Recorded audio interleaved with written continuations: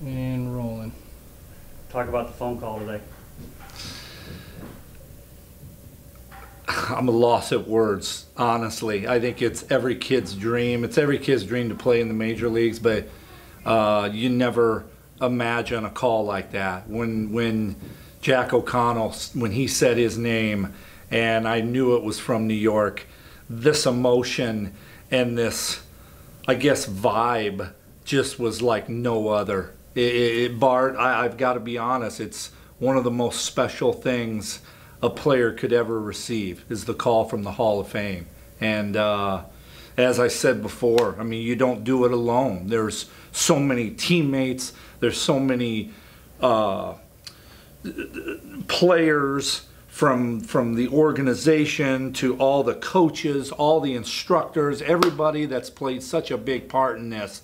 I just, you don't do it alone. That's all I can say. And I'm so honored and I've said it a lot, blessed to be put in this situation. It's just incredible. Words can't describe what a guy feels when the Hall of Fame calls you and says you're a first ballot Hall of Fame. It's just so special. 1989, Thome Kustan. Yeah. 13th round pick. Just talk about the road from here to there. You know, it's been long. It's been long. It's been, now looking back as I'm retired and you reflect on your career, it went very quick.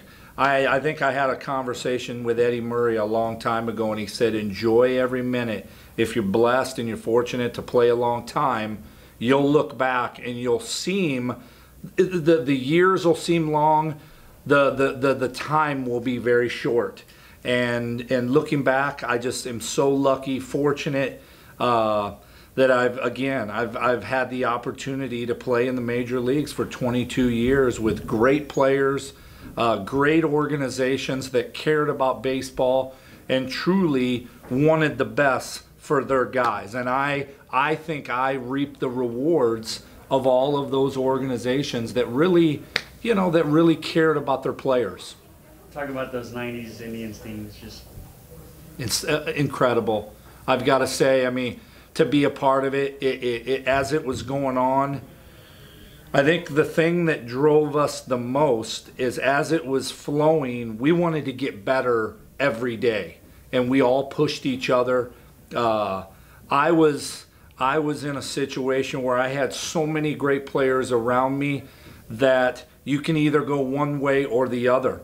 And you knew back in the day in Buffalo, we had guys that were waiting to come to the big leagues. So for us, it was like, okay, you got to master your craft, you got to work hard, and you got to be ready to go every day. And I think Cleveland has continued. The Indians have set the bar very high, even today, how their front office, how their organization has always had that, to be in the organization, that peak level you have to be at to be a Cleveland Indian. You touched on some guys with the Indians. Just talk about Omar. Felt just shy. Yeah. But just talking about him as a player. I love Omar. I think Omar was one of the smartest players. We had many of them. He stood out for me above, I think, everybody else because he could do so many things. Him and Kenny Lofton, very similar. But I think what Omar brought, he brought smart player, great defensive player, and made himself into a tremendous hitter.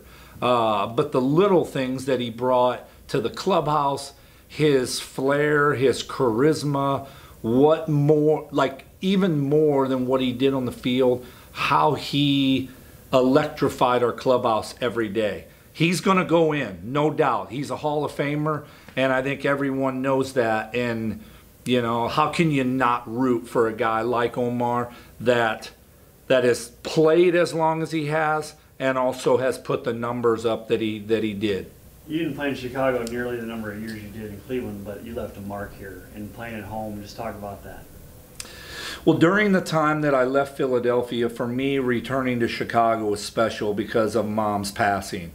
Getting an opportunity to come here and see what it did to our family and how we were able to heal from Mom's death, and then being obviously a fan. I was a Cub fan growing up, but to come home and have that 3-4 years to play in Chicago, in a great city. I mean, I think everyone across baseball will say that Chicago is one of the best baseball cities there is as a visitor. So I got a chance to come and be a part of that, and it's a great organization. I work for them now.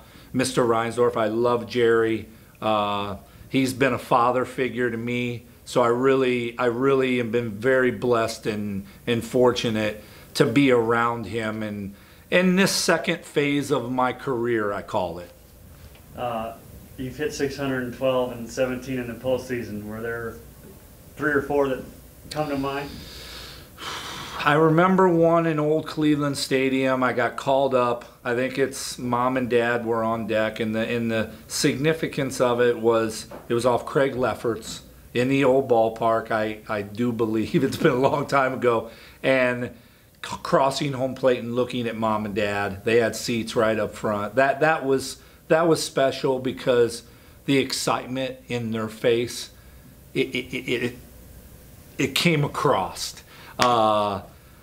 You know, I mean, the walk-off 500 was great to see your teammates standing there waiting for you.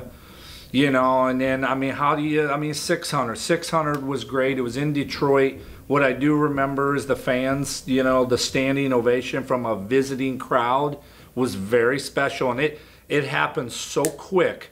When I hit 599, it was off Porcello. I remember getting the ball. I hit it in the bullpen, got the baseball, put it in my locker, and I looked up, and as a DH, it was like, oh my gosh, I'm almost hitting again. So I ran down. I was like 3 or 4 hitters away from hitting again, and Daniel Schlereth came in the game, and I hit number 600. So it was a very quick, you know, 599 to 600, but so special. And I mean, the list could go on. There's so many. The postseason, getting the White Sox into the playoffs in the blackout game, that was incredible. Everyone in the crowd wore black. They were waving black towels. They wore black shirts. That was a special night as well. And I can't forget, I have to say, I can't forget Harry Callis's 400 in Philadelphia against the Reds. That call sticks out for me because of what he meant to me when I first went there. We used to sit together by each other on the bus going to the airport, and I think everyone knows how legendary Harry was. So that was very special as well. Who were some? I know your parents, but who were some people you thought of when you got that call today? You know, Bart. Honestly, obviously your family. You know, Landon, Lila, Andrea, but my dad. You know, I think my dad, being a father now. And I think that support system that my father showed me, I mean, think about it. My dad has been blessed to see my first game. He got to see my last game. And now he's going to get, you know, he's going to get to go to Cooperstown and watch his son as a first ballot Hall of Famer. To me, that's as special as it gets. And look, my dad is he's a baseball purist, loves old time baseball. He's the guy that taught me the game and how to respect the game and you know, to play it hard. And the other guy I have to say too, my other father, Charlie Manuel.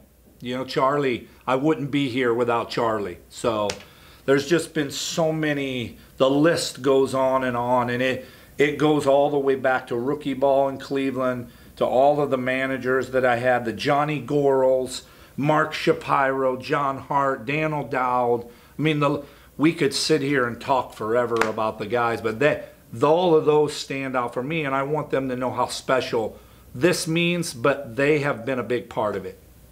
Great one to end on. Cool. God, you nailed that. So...